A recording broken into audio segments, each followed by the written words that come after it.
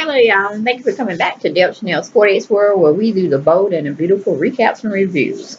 Let's quickly go over the one that aired on Friday, June 2nd, 2017.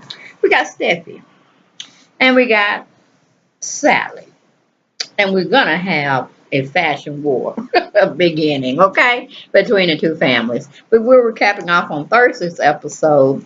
Um, all of the crew got together. They're having dinner at the Forrester Creations family home compound. In attendance is Ridge and Quinn. Then we have what's her name, Katie and Eric, and we got Wyatt. Baby Wyatt over there. Okay, now done had dinner. Now they having like little nightcaps as well as possibly dessert and a little light talking is going on. All right. Eric tells everyone in attendance that Thomas is not coming back to Force Creations. He's going to be teaming up, partnership up with Sally Spectre. Everybody's shocked. And of course, Ridge is like, his mouth is open, but nothing's coming out. Okay? That's what I'm talking about. Silence the man. Silence him. Okay, and then everybody starts to have their little say of, what should have happened, what could happen, this, that, and third. And Eric just shuts them all down, saying, hey, this decision is final. He respects his grandson's opinion and his new perspective he has on branching out on his own, even though it's with the enemy, but it is what it is, okay? Then we go to Thomas tells Steffi he's leaving Forrester Creations and partnering with Sally. Of course, Steffi thinks it's all about her. He's still mad, which he should be, about her being CEO over him. And he's the oldest, I believe. Or is, let me see. Yeah, he is the oldest. So I'm really not understanding where any of that is coming. Okay. Moving on. We have RJ and Coco. They're in small talks. She's basically telling him, if it wasn't for your brother Thomas, I probably wouldn't have forgiven my sister Sally. But we had a nice little talk. He put something together for us where we were in the same room hashing things out. Now, I had said I was going to forgive her. That's where we are now. Then we go to Sally's telling Thomas arrange the Coco, but she's telling her crew how Thomas has been very instrumental on mending fences with everyone at Spectrum, providing them money for them to continue to have jobs and providing for their families as well as designing for the company. But he will have a lot of say in running of the company because he's going to be part ownership and her lead designer. And of course, Graham is, or Shirley, as she goes by two different names on the show. And she's saying, well, what if y'all be at odds with each other again for whatever reason? I hope that not to be the case, but where does that really leave us? And then that's when Saul chimes in and be like, yeah. Well, see, we don't really need him because we don't know if y'all relationship going to work out, da-da-da-da. Then Darlita throws her little spiel in that she's glad Thomas, and she's going to be seeing him more of him and this, that, and third. And, Sarah says she's taking a walk on throwing caution to the wind. She's going with her gut feelings. She's in love with him. He's in love with her. She trusts Thomas impeccably. So she has no fears that he's going to renege on anything. And they're pressing forward. Okay? Saul and Grams don't really like it, but Grams is okay with it because we know Thomas got deep pockets. Okay? Move on from there. We have Stephanie that's not liking what Thomas is saying to her about him leaving, and Stephanie thinks he's abandoning the family. Forget about the company and the family. I'm like, why you ain't abandoning no family? He's just not allowing you all to dictate his personal life as well as his business life. He's taking matters into his own hands. Whatever happens, happens. But he's going to be, failing or succeeding by his own rules. And Stephanie can't take that, honey. So we move from there. We got Ridge just telling everyone Thomas can't leave them and go over to the enemy, Sally's camp. Eric tells Ridge it's a done deal. He ain't got to do anything. He's a grown-ass man. He can do whatever he wanted to do, okay? Or wants to do. Now let's talk about something else. All right, that's right, Eric. Shut him down. Because when you find out what your adopted son Ridge did, man, you're going to blow a gasket. Anyway, moving on from there, we have Quinn starts to escaping her mind of her and Ridge in bed kissing, and she's longing for that. We go to commercial, we come back. That slept from another mother, I tell you. We got Stephanie tells Thomas, why? Why? Then she started giving us those crocodile tears and stuff, and she's not accepting the news graciously. I mean, come on, Steffi. Unless you want to pick up a pen and a pad and start sketching, you might as well just stay in your lane. Better yet, let Rick have the job, okay? Just get rid of you as well as Ridge. Moving on, we have Thomas is not backing down. Thomas questions how much does well, no, Steffi questions Thomas on how much does he really love Sally. He tells her he loves her a hell of a lot. Okay, and then Steffi can't handle it no more, so she leaves. And just my good intuition, I know she's going over there to call herself cussing out Sally, which she does go over there and tries to do that very thing. We have Eric tells Katie, Quinn, and Reg are including some pieces to their collection. Katie is overwhelmed. She's thankful. This, that, and the third. She's happy and surprised at the information that was given to her by none other than her mentor, Eric Forster. Okay. Then Steffi goes or comes over to, like I said, Sally Spector's camp, and she starts trying to fuss with her about taking her brother away from their family. Not their company, but their family.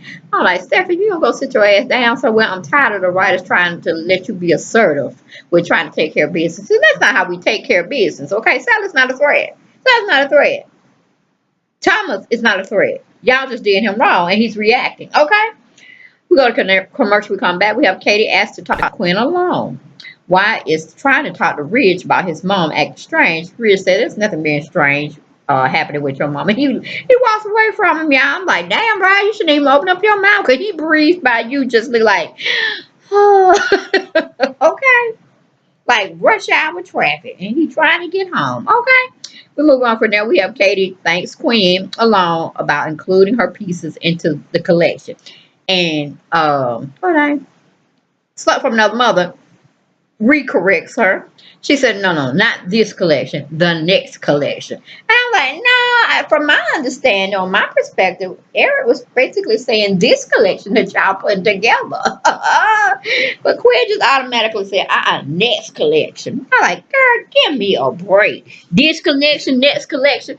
If Katie want to drop dime on your behind, you would have no collection to be anticipating on for the current situation you're in, nor the future, okay? So you better toe the line with Katie. You best toe the line, Miss Quinn, okay? So we move on from there. But something was strange about that situation. I didn't see no red lights in their house when they were dining. What are 3 red lights on the right-hand side? Anybody notice that? That was kind of eerie and creepy, wasn't it? But anyway, just thought I was my sidebar in case anybody else noticed. Like, where did that come from? But anyway, we go from there. We have small talk going on between Coco and RJ. And I'm like, they make a very cute couple. They need to put a storyline there together other than trying to keep them as a couple. I need some action going on there. All right, move on from there. We have Steffi showing her ass to Sally. Okay, like slurping up her ass on a platter. Sally is trying to assure Steffi that Thomas is in love with her and is her first priority, as well as she is definitely in love with her brother. Okay? And, let everybody just love throwing their love word around. I'm like, oh, so we're playing the love card now. Okay. I hope you truly do love Thomas and don't want to cause him any more concern negatively, Sally. That's what I'm saying.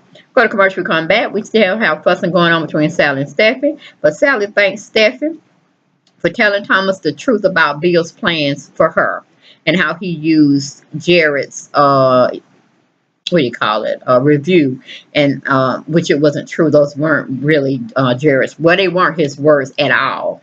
They were Bill Spencer's, and she is definitely glad that Steffi did tell Thomas about it before everything was done and said for. I mean, it's like she's just extending an olive branch to Steffi, and Steffi's like, no, I'm not buying it. I don't want your olive branch either, because it's our own sister. It's our own like popcorn. Fresh popping popcorn with nice butter on it, okay? Then we have small talk going on between Eric and Quinn about Katie, family, love. Quinn quickly stops Eric about talking about Ridge and Katie and why. She's getting concerned, y'all. She's horny as hell, and she wants to go and do the wild thing with Ridge. Okay, that's her animal instinct just going off. She can't handle it. She can't take it. So Quinn is feeling guilty is what she's doing. Period and point blank. Then Eric is totally confused. He don't know what to do with it. He's like, baby, what's going on? What's going on? Are you okay? Or, I'm not understanding. I'm not understanding where we're going with this. Okay? So he don't know what to do with her, but she knows what she needs, and she knows the cure for her need. Okay? She just like, just hold me, hold me, Eric, just hold me. I love you so much. I just don't know what I'm gonna do. I'm like, yep, because it's the guilt coming out on your behind. Then Ridge is over in his little section of the house or on the property in the pool house, and he's replaying the moment where he and Quinn share lustful body mixing and connecting on the bed. Okay, he's wanting it and she's wanting it. Both Ridge and Queen are thinking about each other simultaneously. You know what I'm saying? So I'm like, right, if y'all need to go and let them do the mambo jumbo, the booty swatching and swapping, the flip it, slap it, rub it down, all slap it, flip it, rub it down, all that kind of stuff. Just get it out their system so they can know, is it love or is it lust? You know what I'm saying? Animalistic creature type of need to procreate, or not procreate, but just damn have the sex going on. Okay.